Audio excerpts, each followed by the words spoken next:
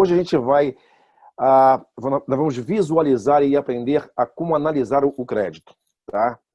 Analisar tanto o crédito quanto a gente vai ver a importância da pontuação e como que faz o cálculo disso, como que as financeiras elas raciocinam no sentido de cálculo, como que eu dou para esse cara 750, como que eu dou para esse cara 650, como que eu dou para esse cara 800. A gente vai ver isso. No nosso crédito, no nosso histórico de crédito, há três componentes muito importantes. Ou seja, o que faz o corpo do histórico são exatamente o quê? O History of Accounts, ou seja, são as contas nossas pagas, são as penhoras, são as contas subjúdice e tudo que é concernente a pagamentos ou não pagamentos. Outro componente importante do corpo inteiro do nosso crédito, do histórico do crédito que a gente recebe, que a gente tem acesso a ele, são as solicitações feitas. Às vezes a gente faz muitas, às vezes não fazemos, isso também se conta.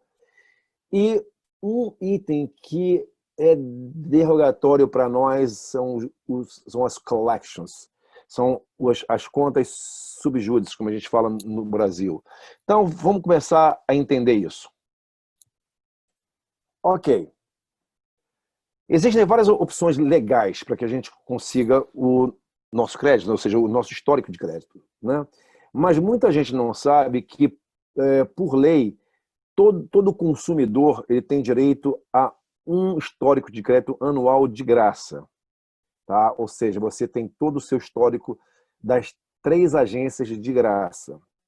A única coisa que você não vai poder ter acesso vai ser a sua pontuação. Se você necessitar dela, isso é um extra que eles cobram. Tá? Mas o seu histórico completo, com toda a sua vida, desde que você começou, o seu primeiro crédito vai estar de graça anualmente. Ok? Ok. Como eu disse primeiro, né, a única fonte federal que está autorizada a te enviar o seu histórico de crédito é o Annual Credit Report. E para que vocês obtenham isso, há 3 formas. Se você for online, você é só acessar www.annualcreditreport.com, ok? Ou então você pode ir via fone, 877-322-8228, ou via mail, Annual Credit Report Service, P.O. Box 105281, ok, Atlanta, Georgia, ok? E como eu falei, isso aí é totalmente grátis. Bom, agora a gente vai entender o que comporta o nosso histórico de crédito. Quais são os tópicos que abordam isso? Há 5 tópicos nele. A gente tem o nosso Payment History, que é a história de pagamento, o Capacity Use, ou seja, a capacidade de usar o nosso crédito, a variedade, o Length of Credit History, que é a longevidade do nosso crédito, quanto tempo que nós temos já o crédito, Type of Credit Use, ou seja, quais são os tipos de crédito que nós temos. Nós temos Charge Card, Credit Card, Macy's Card, por exemplo, né? E os novos créditos que nós acionamos. Então, esses são os 5 tópicos que fazem parte, que compõem o seu histórico de crédito. A sua vida dentro do contexto de crédito se define em 5 pontos para os credores.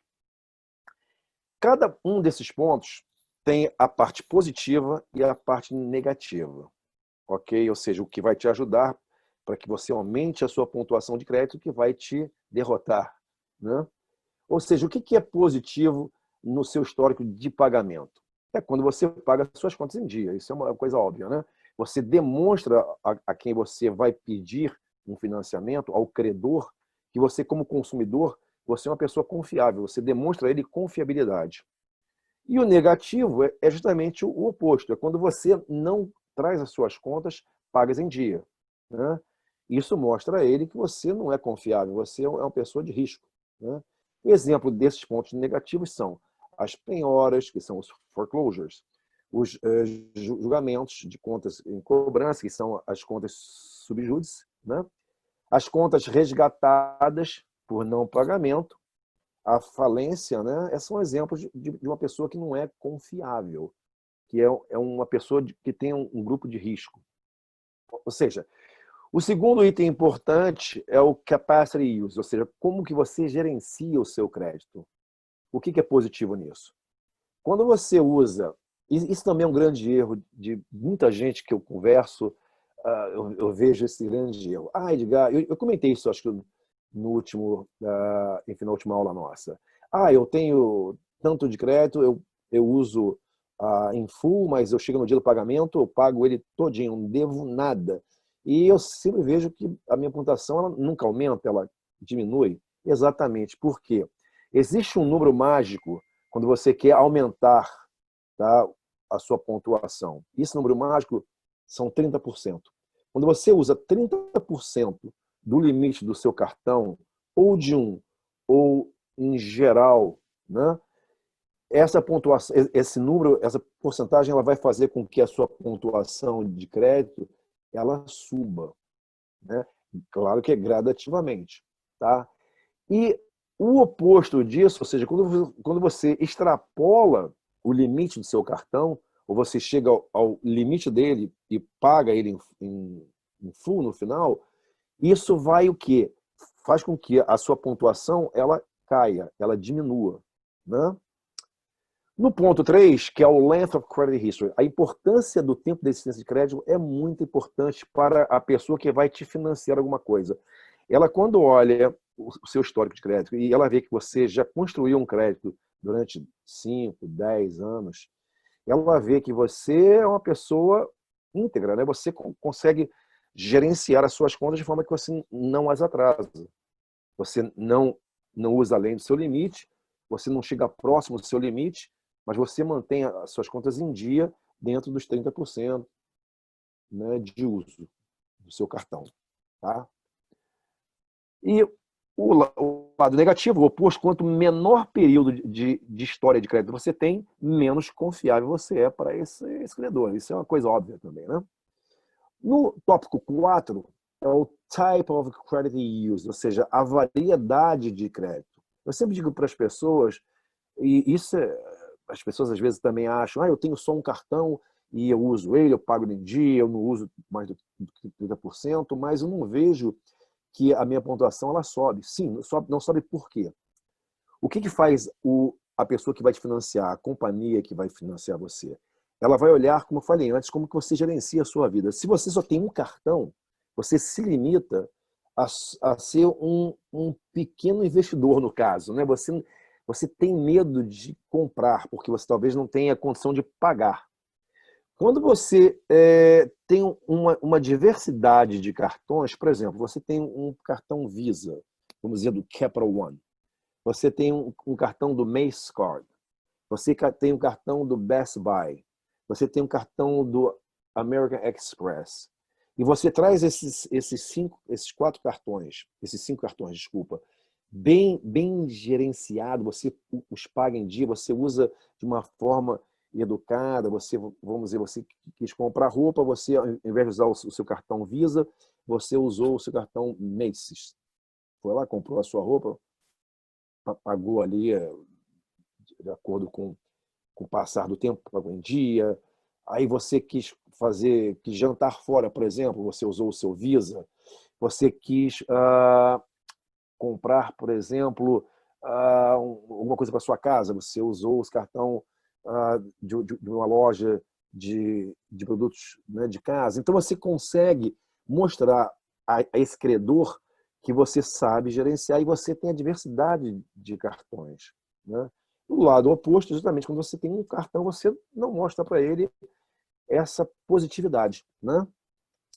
O item 5 do corpo do seu crédito é quantas vezes você requisita crédito. Né? Tem gente que vai comprar um carro e vai num car dealer, eles pegam o seu crédito. Aí você achou que não está muito alto o preço desse financiamento, você vai num outro car dealer, sai dali, vai 2 vezes após e faz o mesmo processo, o terceiro e quarto. Isso vai batendo, pum, pum, pum, no seu crédito. Né? Então, eu sempre aconselho as pessoas, quando for comprar alguma coisa, pesquisa antes. Quando vai comprar, em especial se vai comprar financiado, já vai certo, né? Vai exatamente definido com o que quer comprar, tá? Para que isso não conte para você como um ponto negativo, no sentido de você tentar abrir crédito várias vezes, fazer várias opções de abertura de crédito. Ou seja, além disso tudo, a gente tem uma proteção, que eu vou falar depois, quais são as leis que protegem. Mas para vocês entendam, existe uma limitação do que as companhias podem manter como crédito negativo no seu histórico de crédito. Tá? Isso chama-se Statute of Limitation. É uma limitação dada pelo governo para cada companhia para que retire essa parte negativa do seu crédito. Quando você tem esses pontos negativos por atraso de pagamento, de acordo com o seu estado, é claro, mas o maior tempo geralmente são 7 anos. Quando chega no 7º ano, as companhias de crédito têm que retirar isso do seu histórico. Quando você pede falência ou bankruptcy, geralmente usam-se 2 capítulos da lei de falência, que são o 13 e o 7. O 13, usualmente, levam 7 anos para que limpe isso. Os 7 levam 10 anos. O foreclosure, que é quando você perde a sua casa, para que isso saia do seu crédito, do seu histórico de crédito, isso leva em torno de 7 anos. Tá? As collections, geralmente, dependendo do tempo da dívida, elas levam também 7 anos. E quando eu falo dependendo da idade da dívida, isso quer dizer o quê? Tá, vamos dizer que você tem hoje um cartão, você não pagou, a companhia te acionou. E aí ela te executou e começou no mês de maio agora, né? Maio de 2020. Você não respondeu, você não pagou e a coisa foi indo. Ou seja, no ano de 2027, isso vai ter que sair, né, da sua vida, do seu histórico de crédito. Mas se por acaso a companhia liga para você e você faz algum acórdão com eles, vamos dizer, eles fazem uma oferta para que você limpe o seu nome, isso todos eles fazem, né?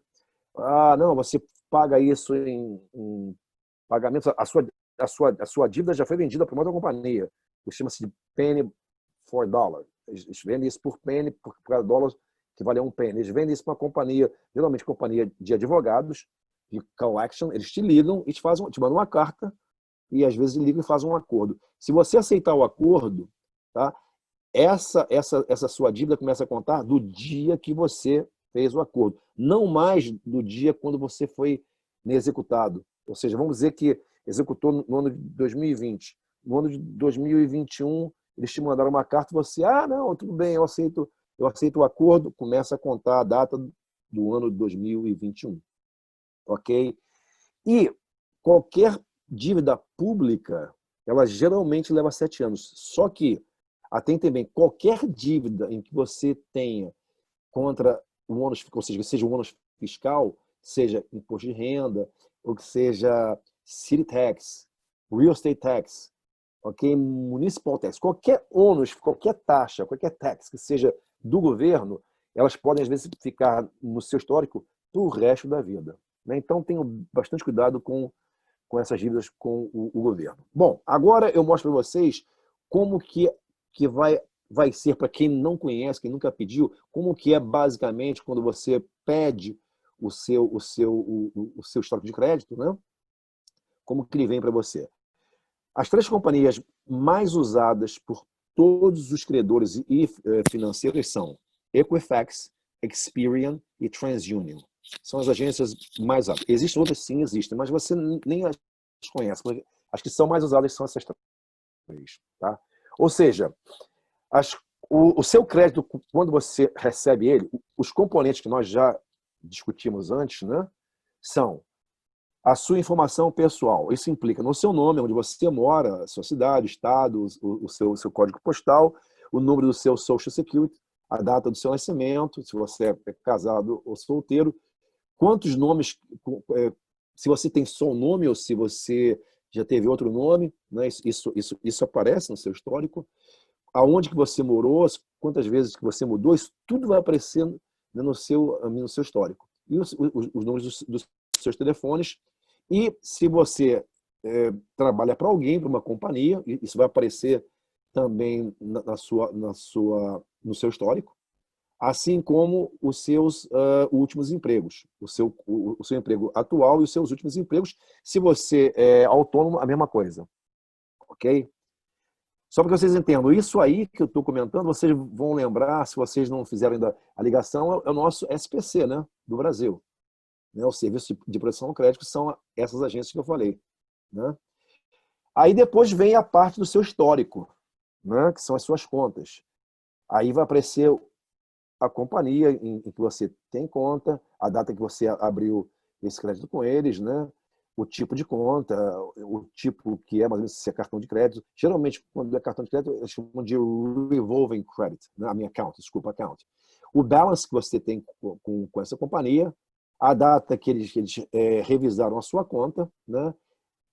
O último pagamento e o antecessor a ele. Ou seja, eles receberam 780, só que o seu último pagamento foi $560. Qual é o seu high balance? Ou seja, qual foi o maior balanço que você usou desse cartão? No caso dessa companhia, são 2.800. Qual o seu limite? Né? O limite que você tem desse cartão são 4.500. Esse cartão tá ativo, tá? Passando para outra, que é um cartão também de crédito, vocês vejam que esse foi aberto no mês de fevereiro, no ano de 2011, ou seja, um mês após a abertura do outro cartão. Só que esse cartão, se vocês olharem, como você não tem pago ele mais, está 00, eles puseram você para collection. Como você vê lá no PaySal, essa place for collection. Ok? E esse cartão ele foi fechado no dia 1 de março de 2012. Ok?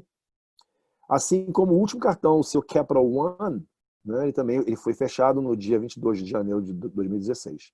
Tá? O de cima, do seu cartão do Mace Card, ele está ativo, tá? Só que você já quitou ele.